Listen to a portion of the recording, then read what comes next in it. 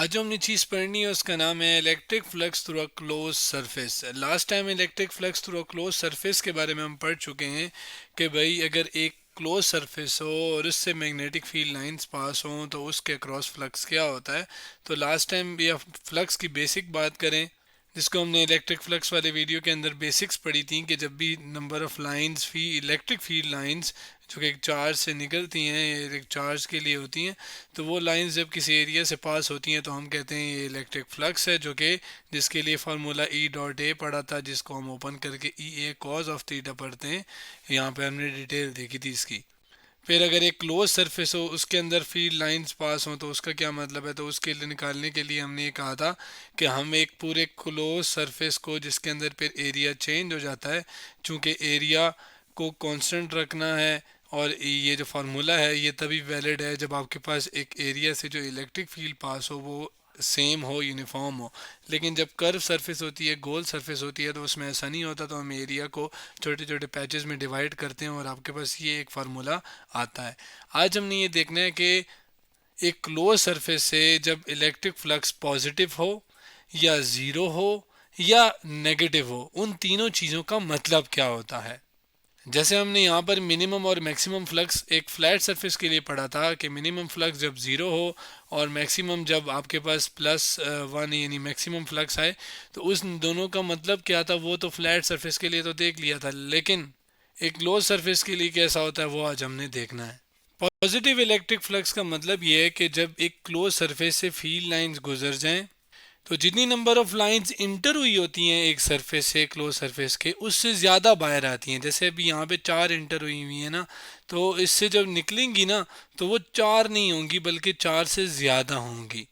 जैसे ये दो मैंने एक्स्ट्रा बना दिए। बेसिकली क्या होता है कि पॉजिटिव इलेक्ट्रिक फ्लक्स कब आता है, जब आपके पास ज़्यादा फील्ड लाइंस निकलें जितनी इंटर हुई उससे।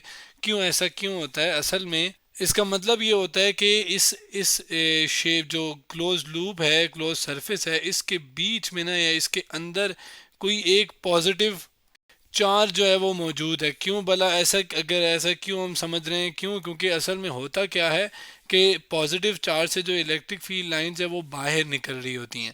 तो चार तो बाहर की इलेक्ट्रिक फील्ड की वजह से है ना, मतलब जो बाहर इलेक्ट्रिक फील्ड है जिसकी ये लाइंस हैं जो कि डायरेक्शन ऑफ फोर्स के बारे में इस इलेक्ट्रिक फील्ड की बताती है।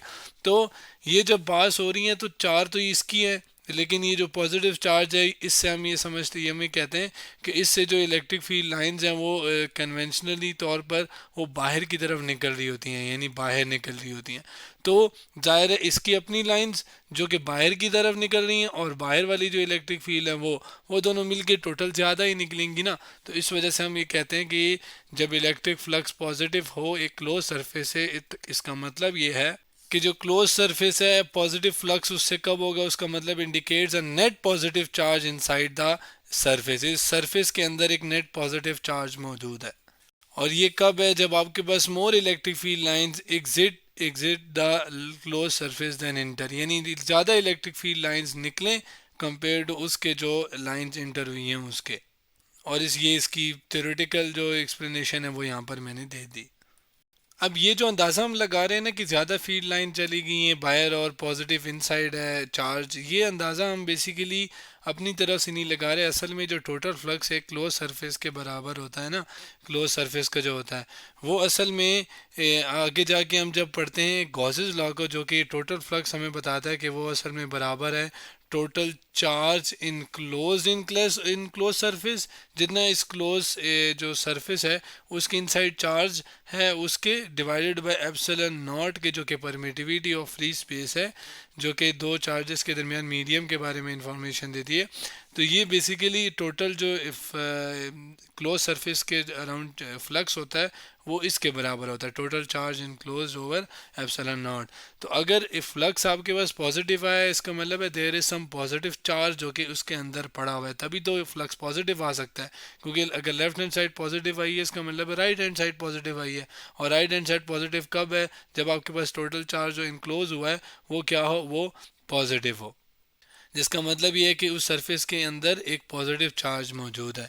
और इससे हमें ये समझ आती है कि अगर पॉजिटिव चार्ज मौजूद है तो उसकी फील्ड लाइन भी कंट्रीब्यूट करेंगी जो कि अंदर जा रही हैं उसके साथ, और मिलकर ज़्यादा लाइंस जो हैं वो बाहर निकलेंगी। अब अगर हम बात करें नेगेटिव इलेक्ट्रिक फ्लक्स की, तो इसी इक्वेशन से अगर हम समझें तो आपके पास ये नेगेटिव साइन आएगा यहाँ पर। ठीक है, नेगेटिव साइन का मतलब फ्लक्स नेगेटिव है, तभी तो आंसर नेगेटिव आएगा। इसका मतलब है इसके अंदर एक नेगेटिव चार्ज इनक्लोज्ड है, जिसको मैं यहाँ पे शो कर लेता हूँ और इसी बात को लिख भी लेते हैं। Negative flux indicates a net negative charge inside the surface. और इससे हमें क्या समझ आ रही है कि जितनी फील्ड लाइंस अंदर जा रही हैं उतनी फील्ड लाइंस बाहर नहीं आ रही। मतलब अगर अंदर फर्ज करें जा रही है 6 जैसे यहाँ पे है, तो बाहर आ रही हैं 4, यानी 2 जो है वो गायब हो रही हैं। यही नेगेटिव फ्लक्स का मतलब है, यानी अंदर कोई नेगेटिव चार्ज है। और नेगेटिव चार्ज मतलब कि नेगेटिव चार्ज की जो इलेक्ट्रिक फील्ड लाइंस होती हैं वो अंदर की तरफ होती हैं। तो यानी यहाँ पर एक ऐसा सिंक लगा हुआ है जिसको कुछ किताबों में नेगेटिव चार्ज के साथ साथ आप कह लें सिंक भी बोलते हैं। सिंक का मतलब क्या है कि वो अपने अंदर जो चार्जेस हैं वो अपने अंदर ऑब्जर्व कर रहे हैं, अपने अंदर लेकर जा रहे हैं, या आप कह रहे हैं लाइंस उसके अंदर गिर रही हैं। आपके पास जो नेट इफेक्ट है वो फील्ड लाइंस का इसके अंदर कम हो रहा है और बाहर जो लाइंस निकल रही हैं वो कम है उसके जितनी अंदर जा रही हैं। इस बात को यहाँ पे लिख भी लेते हैं कि more electric field lines enter the surface then exit, जो यही बात मैंने आपको समझाई भी। लास्ट में बात करते हैं ज़ीरो इलेक्ट्रिक फ्लक्स की। इस बात को भी इसी इक्वेशन से जोड़ते हैं। ज़ीरो इलेक्ट्रिक फ्लक्स का मतलब क्या है कि आपके पास टोटल आंसर फ्लक्स क्या हो, ज़ीरो हो। अब फ्लक्स ज़ीरो होने का मतलब कि चार्ज ज़ीरो हुआ है ना, तभी तो आपके पास ये इक्वेशन ज़ीरो हुई है। चार्ज कौन सा चार्ज? जो इनसाइड हो, इनक्लोज्ड हो। किसके? उस क्लोज सरफेस के। इसका मतलब क्या है कि अंदर चार्ज क्या है? नहीं मौजूद, जिसको मैं अल्फाज में लिख सकता हूँ। इसका मतलब है नो नेट चार्ज इनसाइड। अब नेट चार्ज का मतलब है टोटल चार्ज। अब ये भी तो हो सकता है कि शायद 2 पॉजिटिव और 2 नेगेटिव हो, यानी हम ये भी कह सकते हैं इस बात से कि equal positive and negative charges inside मौजूद हों।